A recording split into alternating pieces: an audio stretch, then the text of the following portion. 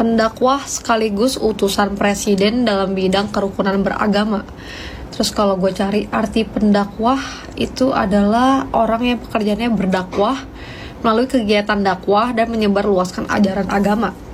Kita apresiasi dulu beliau sudah minta maaf sama penjual es dan penjual es sudah memaafkan dia. Tapi hal lucu yang gue dapat dari kejadian ini adalah ternyata sekalipun lu dibekalin agama, terus lu diangkat derajat lu dari 0 ke 100, dikasih spotlight, atensi, dan panggung, ternyata orang yang punya bekal agama pun tidak luput dari star syndrome. Dan itu wajar karena kita manusia, tidak luput dari dosa. Jadi ketika kita ngerasain enaknya duniawi, mungkin apalagi diangkat dari yang gak pernah merasakan, jadi merasakan keenakan itu semua. Mungkin ketika lo di atas, lo ngerasa apapun yang lo lakukan itu adalah benar, lucu, dan asik, walaupun itu tidak bermoral. Tapi itu hal wajar karena namanya manusia tidak luput dari kesalahan. Ya cuman itu menurut gue hal yang sangat basic ya, karena berbau adab, apalagi buat orang yang udah dapat jabatan dan lagi-lagi dia dibekalin agama. Ya agak surprise aja sebagai netizen biasa yang gak punya ilmu seperti itu ketika melihat seseorang yang entah itu lagi di interview, gak tahu acaranya apa, dari sekian banyaknya penonton bisa-bisanya dibercandain itu adalah orang yang sedang bekerja jualan es. Maksudnya gue sebagai netizen aja yang tidak paham agama, kayak ini basic banget gak sih? Adab yang basic banget gitu loh. Kayak mungkin orang yang gak sekolah aja tuh udah ngerti gak boleh begitu. Makanya pentingnya self control ya guys. Tolong banget ketika lo dari 0 naik ke atas, ya lo harus tetap ingat lo pernah di posisi di bawah dan itu gak enak. Apalagi diinjak sama orang yang di atas lo. Ya semua orang juga berusaha untuk naik ke atas kok.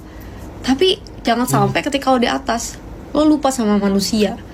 Tolong manusiakan manusia gitu. Karena lo juga pernah jadi orang di titik itu. Dan gak enak loh direndahin orang. Masa lupa rasanya gimana?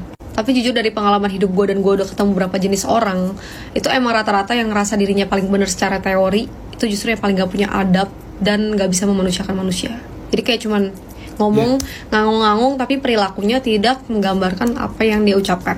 Tapi udah bagus banget minta maaf dan mau introspeksi diri, masih ngerasa dirinya salah setelah melakukan hal tersebut. Karena lebih serem kalau lo gak ngerasa perbuatan lo salah dan menormalisasi hal seperti itu karena lo udah di atas. So yeah, it's a lesson for us. Kalau kata Boy Chandra, segelas es teh yang dijual di antara rintik hujan demi menafkahi keluarga barangkali jauh lebih baik dibanding dengan doa-doa yang dikirim dalam keakuhan. Sebagai sosok yang berperan dalam menciptakan kerukunan, yang menjadi pertanyaan adalah kerukunan seperti apa yang akan dihadirkan jika tutur katanya saja justru merendahkan. Walaupun konteksnya hanya bercanda, tapi kita tidak boleh menormalisasi tindakan seperti ini. Karena tidak ada pekerjaan halal yang layak dibodoh-bodohkan dan juga ditertawakan. Ya, kemarin Gus Miftah memang sudah minta maaf secara langsung.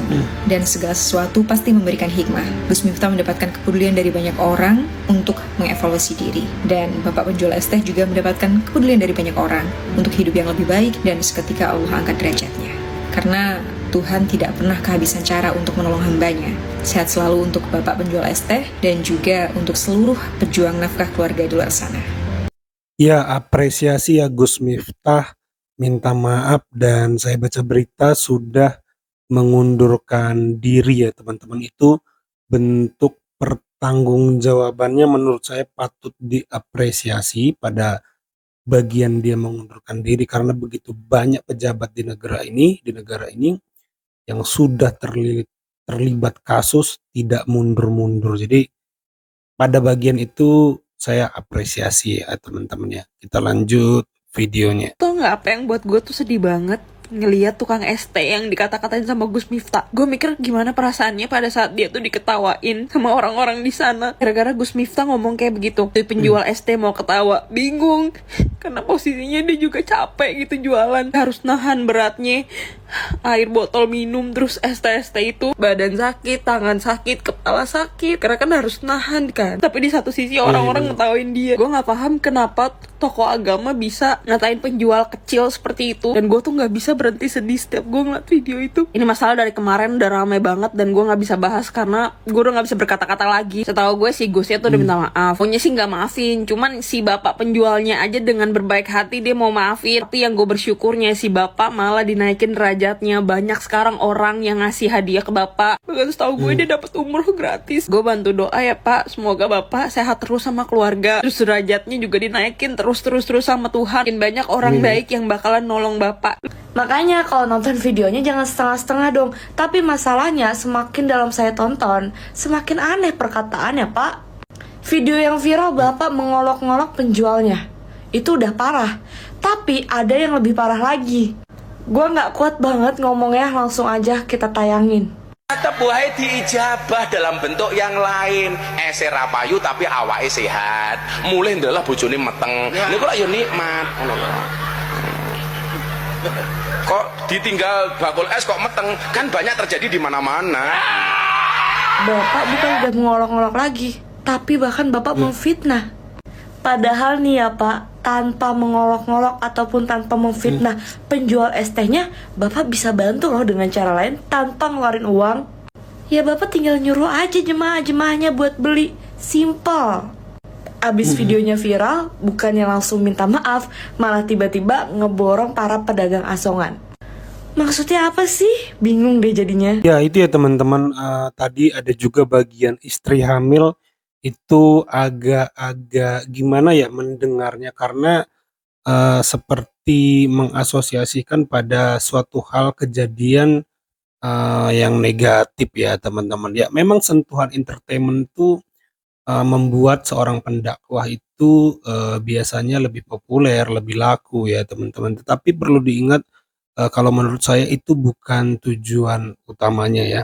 Sisi entertain di dalam memberitakan dakwah itu menurut saya hanya sebuah formula ya untuk bisa masuk ke berbagai kalangan pesannya, termasuk pada lapisan masyarakat yang tadinya tidak tertarik menjadi tertarik. Jadi sebenarnya hanya sebuah metode atau formula, bukan tujuan utamanya untuk melawak atau ngelucu gitu. Jadi tidak perlu banyak-banyak porsinya sampai maksa gitu, maksa pada isu sensitif dibecandain gitu. Jadi menurut saya ini sebuah kekeliruan yang sangat besar ya teman-teman ya.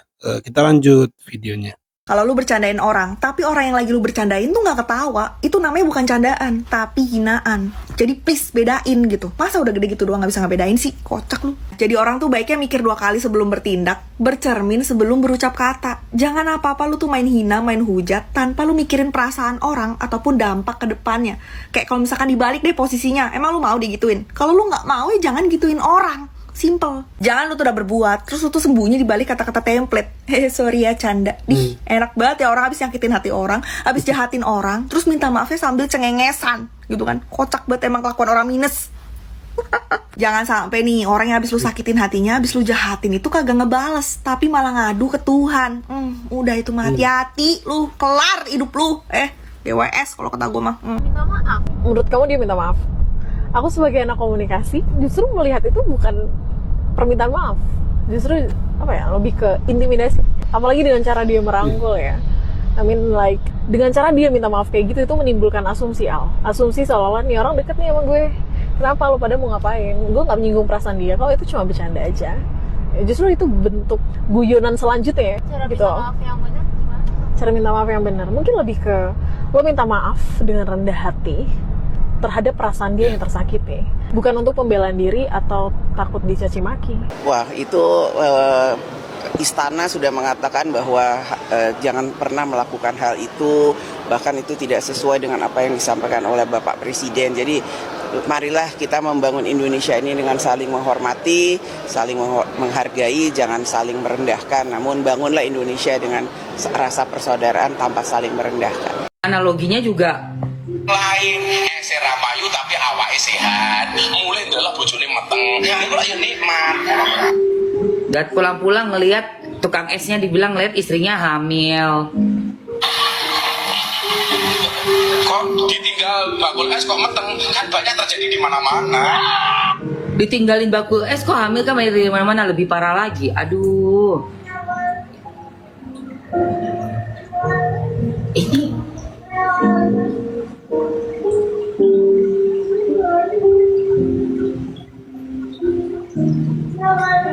Iya, astagfirullahalazim.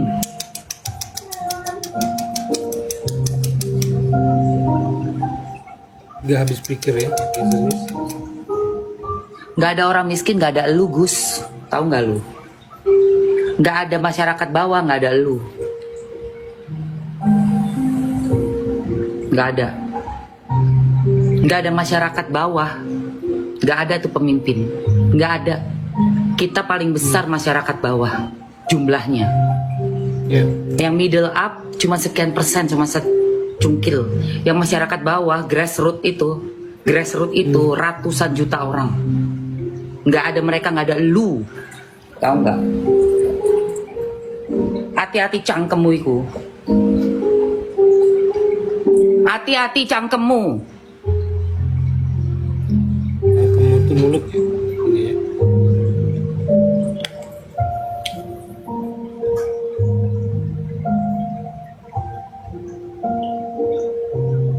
Cangkeme kaya wong gak mangan bangku sekolah. Tukang es kok dilok-ilok ngono. Ya Allah. Bojo meteng-meteng. Kok iso meteng? Kok akeh di mana-mana. Apa sih maksudnya? Apa pembelajarannya dari ngomong meteng-meteng bojone tukang es meteng lek kok ditinggal bakul kok meteng. Aduh, apa sih? Bagusnya di mana itu? Nilai pendidikannya di mana? Nilai agamanya di mana? Nilai apa nilainya apa? Apa yang mau dikasih dari pembahasan kayak gitu? Analoginya juga lain eser rapayu tapi awake sehat. Mulai adalah bojone meteng. Niku lak yo nikmat. dan pulang-pulang ngelihat tukang esnya dibilang lihat istrinya hamil. Memang jualan agama di Indonesia itu bakal lebih laku daripada jualan es teh. Jualan es teh sehari paling cuma dapat 50.000. Itu juga harus diolok-olok dulu sama orang. Tapi kalau jualan agama gak cuma dapat duit, tapi juga dapat jabatan. Seperti kayak Miftah yang baru-baru ini lagi fenomenal karena ngata-ngatain penjual es teh.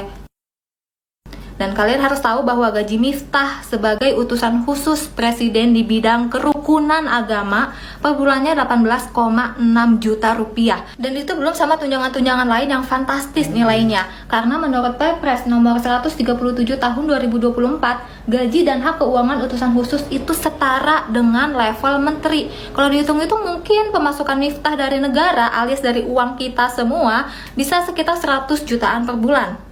Di luar sana ada rakyat kecil yang susah payah untuk menghidupi kehidupannya sehari-hari, tapi malah diolok-olok sama seseorang yang punya jabatan, yang menduduki jabatan utusan khusus presiden bidang kerukunan agama, yang malah sekarang malah ngajak baku hantam.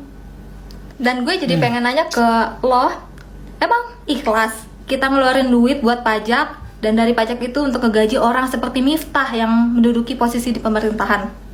Dulu pas kasus Kutub pertama kali mencuat ya, Gus Miftah itu adalah salah satu orang yang paling koar-koar, yang paling mengutuk aku. Aku adalah manusia yang paling nggak bagus lah.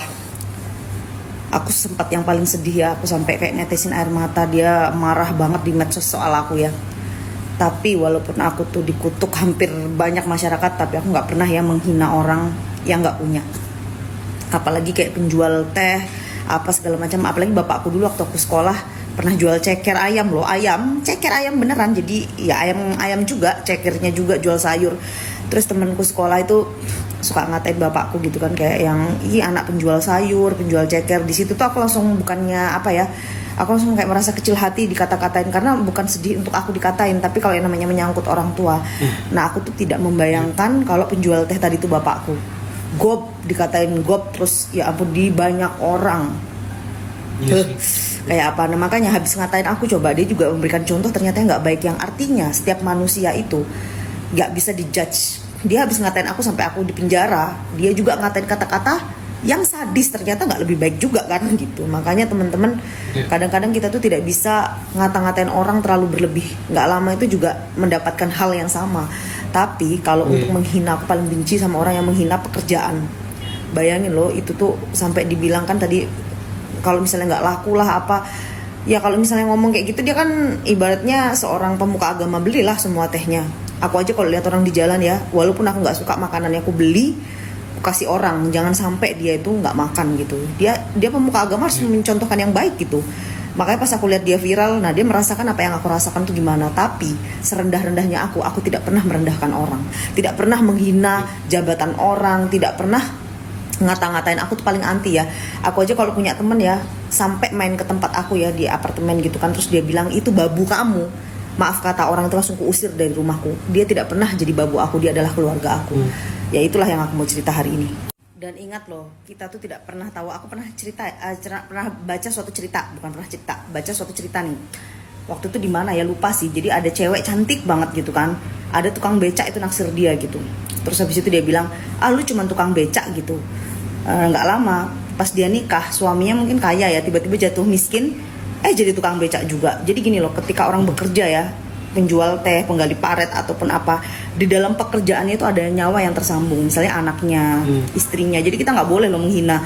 Dan siapa sih yang mau miskin? Namanya orang hidup kan, dia diuji lagi nggak punya, kita diuji punya. Namanya orang hidup itu kan kita selalu berputar gitu loh. Jadi itu bukan maunya dia nggak punya juga, dan yang kita punya juga kita jangan menghina dia. Sedangkan apapun itu titipan Tuhan tuh bisa memiskinkan loh siapapun jadi nol gitu. Jadi kalaupun kita punya ya jangan menghina orang. Kalau misalnya kita tidak bisa membuat bahagia orang ya jangan buat sedih kayak gitu. Jadi aku tuh bener loh kayak yang netizen air mata nggak bayangin kalau itu bapakku yang digituin.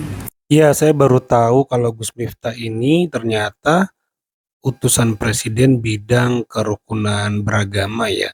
Wow, harusnya dengan waktu yang dia punya, panggung yang dia punya, harusnya dimaksimalkan ya untuk membawakan sebuah ceramah bertema-tema kebangsaan yang dihubungkan juga mungkin dengan moral, dengan motivasi pribadi agar orang-orang semangat menjalani hidup.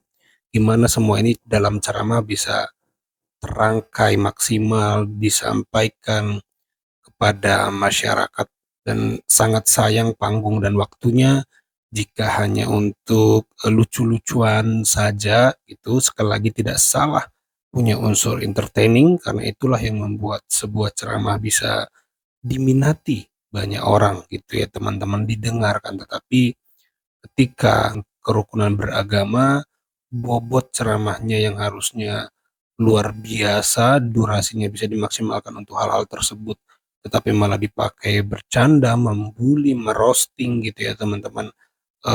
Hal-hal yang sebenarnya tidak perlu dilakukan. Ya sekali lagi karena sudah menjadi utusan presiden urusan kerukunan beragama tadi ya. Jadi harusnya bisa lebih baik ya teman-teman. Ini saya hanya memberikan sebuah perspektif ya kalau menurut saya gitu ya. Ya, kalau menurut teman-teman bagaimana, coba tulis di kolom komentar. Itu saja video kali ini. Terima kasih yang sudah menyimak sampai selesai. Sampai jumpa di video saya selanjutnya.